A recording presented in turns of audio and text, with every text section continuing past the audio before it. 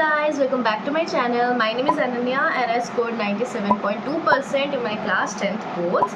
So in this video I'm gonna tell you how to have a good start in class 10th. Teachers मैंने PW से पढ़ा था starting से सब कुछ साइंस में.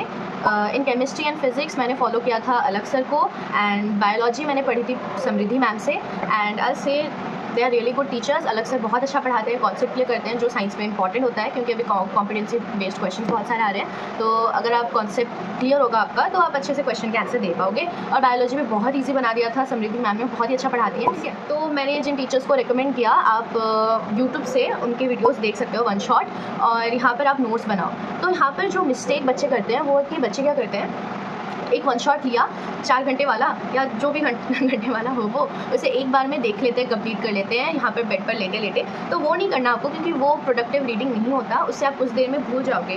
परहैप्स कुछ घंटों के बाद ही आपको याद नहीं रहेगा कि अरे मैंने पढ़ा क्या था, मुझे तो कुछ याद ही नहीं. वन शॉट देखो, साइड में अपना कॉपी लो और वहाँ पर नोट्स बनाओ.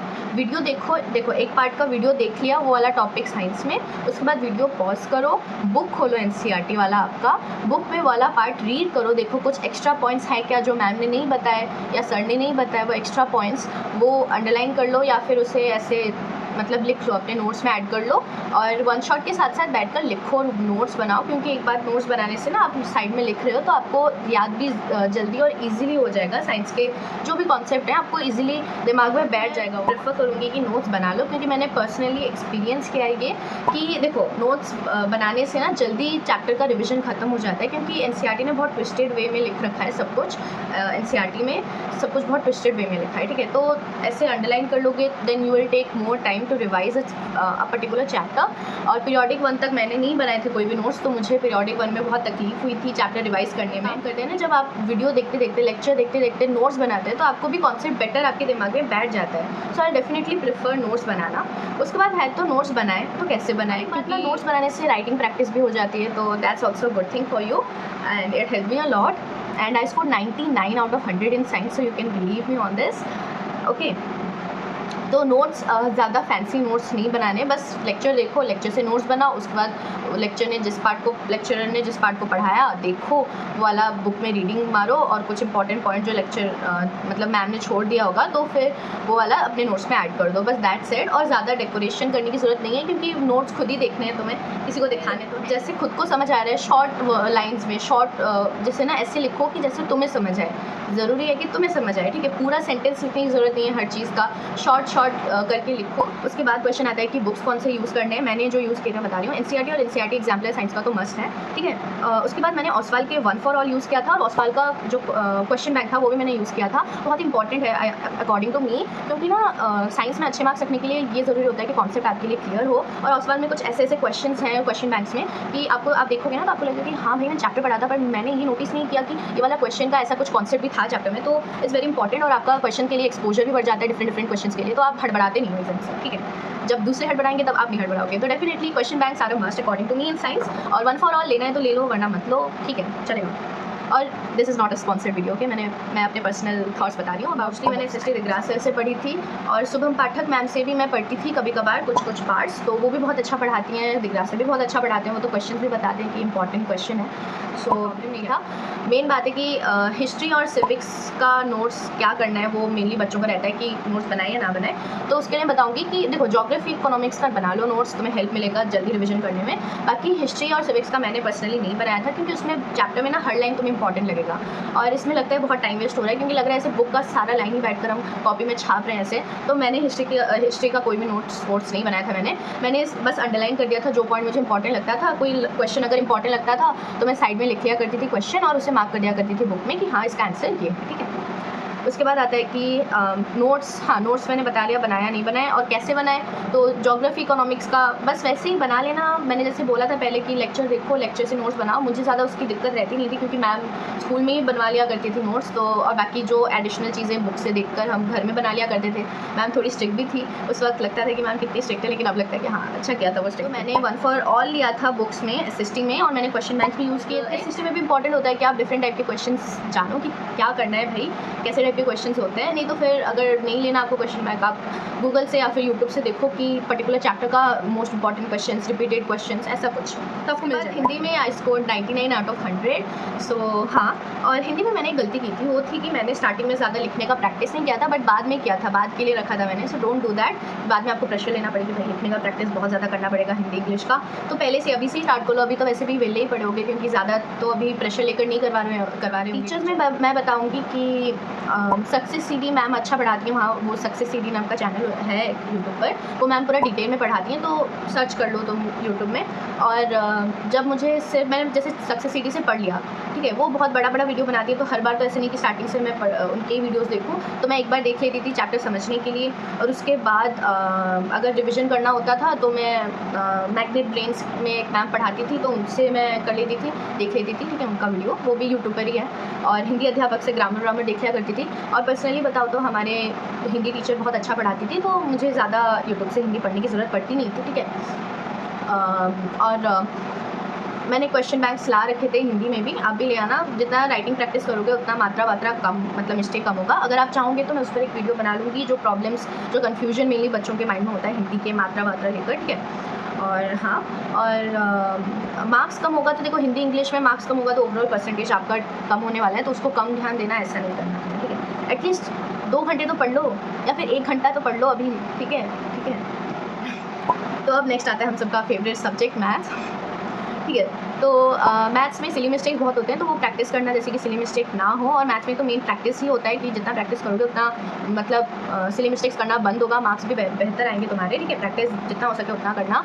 और मैथ्स में मेरे 97 आउट ऑफ 100 आते, पता नहीं कहाँ 3 मार्क्स कट गए मेरे, खाली में, छोड़ो। टीचर्स, मेरे ट्यूशन टीचर थे, ठीक है, तो वो बहुत अच्छा पढ़ाते थे मैथ्स। और मैंने स्टार्टिंग में शोभित निर्वाण से भी पढ़ा था, जब स्टार्टिंग में क्लास 10 स्टार्ट हुआ था, तो और उसके बाद जब ट्रिगोनोमेट्री वाला चैप्टर आया था, उस वक्त भी मैंने शोभित निर्वाण सर से देखा था उनका वन शॉट, तो बहुत ही अच्छा रहता है, ईजी हो गया था मेरे लिए ट्रिगोनोमेट्री उसके बाद। तो हाँ, और पढ़ना कैसे है मैथ्स, तो प्रैक्टिस करो, और क्या, जितना हो सके प्रैक्टिस करो। उसके बाद लास्ट में मैं कुछ बुक्स भी बताऊँगी, तो जो मैंने फॉलो किया था, ठीक है। उसके बाद नोट्स बनाने या नहीं बनाने, अगर बनाने हैं तो कैसे बनाने हैं। तो मैथ्स में देखो, नोट्स बनाना हाँ इंपॉर्टेंट है। तुम एक फॉर्मूला शीट बनाओ, ठीक है, नोट्स मतलब फॉर्मूला शीट बनाओ।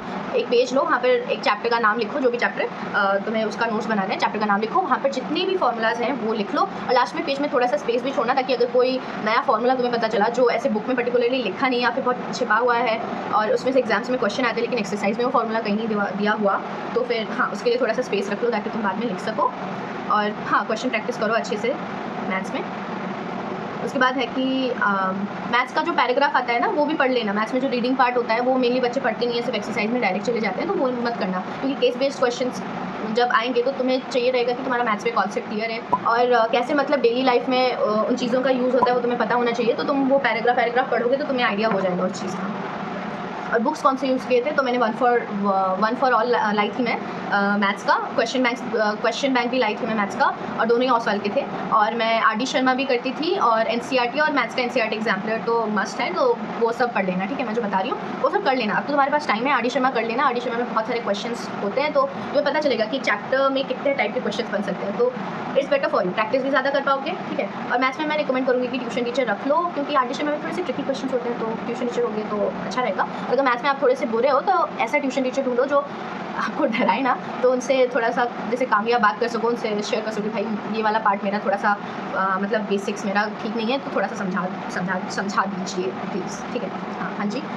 और उसके बाद आता है इंग्लिश में प्रैक्टिस लिखने की प्रैक्टिस करो, ताकि तुम्हारी गलती कम हो जाए, ठीक है। इंग्लिश में मेरा मार्क्स कम हो गया, उसकी वजह से मेरा परसेंटेज 97.2% आया, थोड़ा कम हो गया, तो ठीक है।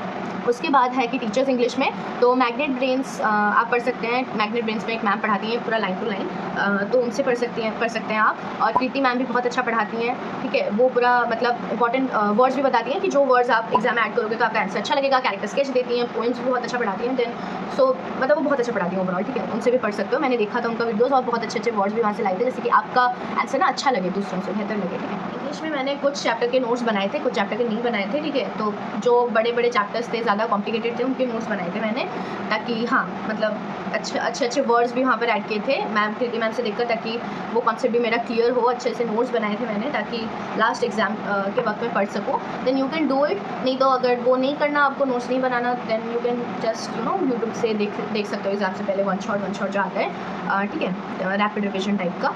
और बुक्स मैंने वन फॉर ऑल और क्वेश्चन बैंक ये थे ऑसवाल के, इंग्लिश में भी, ठीक है। और एनसीईआरटी तो फॉलो करनी। तो हिंदी में मेनली क्या करते हैं टीचर्स, जो लिखित वाले क्वेश्चन आंसर होते हैं एक्सरसाइज में से, वो करवा देते हैं, और मौखिक वाला और आश्रय स्पष्ट कीजिए वो सब छोड़ देते हैं। तो टीचर करवाए ना करवाए, मैंने तो one for all reference book लिया था ऑसवाल का, तो मैंने वहाँ से सारे क्वेश्चन के आंसर्स देख लिए थे, ठीक है, सारे। देखो आश्रय स्पष्ट कीजिए हो सकता है नहीं आए, पर उससे रिलेटेड क्वेश्चन तो आ सकता है क्वेश्चन आंसर की तरह, और आप बोलोगे कि अगर आ भी जाए तो आपको आंसर आ जाएगा। लेकिन बात यह है कि अगर आप एक बार देख लोगे रेफरेंस बुक में, तो आपको पता होगा कि वो आंसर को कैसे फ्रेम करें। हो सकता है आप चैप्टर में कोई एक छोटा सा डिटेल छोड़ रहे हैं, तो वो डिटेल जैसे आप अपने आंसर में ना छोड़े, तो आपका आंसर बेटर लगे और आपको फुल मार्क्स मिल सके उस क्वेश्चन आंसर के लिए। चैप्टर पढ़ रहे हो या फिर पोएम पढ़ रहे हो, उन्हें किसने लिखा है, ठीक है, पोएट कौन है, राइटर कौन है, वो याद कर लेना नेम, क्योंकि जब क्वेश्चन आंसर में हिंदी में यूजुअली बच्चे ज़्यादा मेहनत नहीं करते हैं, ठीक है। अगर तुम नेम याद करके क्वेश्चन आंसर में लिख लो कि कवि डैश ने ये स्पष्ट करना चाहा है, तो वो जो नाम तुम लिख लोगे, वो जो डैश मतलब डैश लिखने की बात नहीं करी, कवि का जो नाम लिख लोगे, मतलब मैं बता रही हूँ टीचर पूरा इंप्रेस हो जाएंगे, नहीं वाह क्या बच्चा ये, इसने मेहनत किया हिंदी में, इससे मैं मार्क्स दे रही हूँ, ठीक है। तो इंप्रेस करना एग्जामिनर को,